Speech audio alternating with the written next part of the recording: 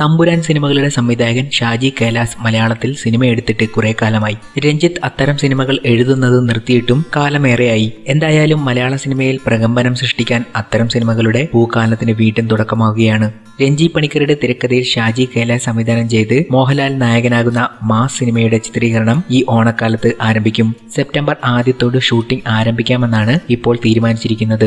ഈ സിനിമ ഒരു ക്രൈം ത്രില്ലറാണ്. മോഹൻലാൽ ഒരു ഡോണായാണ് അഭിനയിക്കുക എന്നതാണ് സൂചന.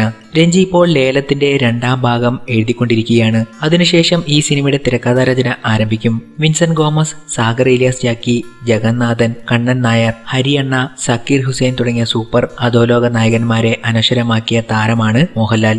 ആ ശ്രേണിയിലേക്കാണ് പുതിയ ചിത്രവുമായി ഷാജി കൈലാസ് എത്തുന്നത്. രഞ്ജി പണിക്കരുടെ തീപാറുന്ന ഡയലോഗുകളാൽ സമ്പന്നമായിരിക്കും ഈ സിനിമ.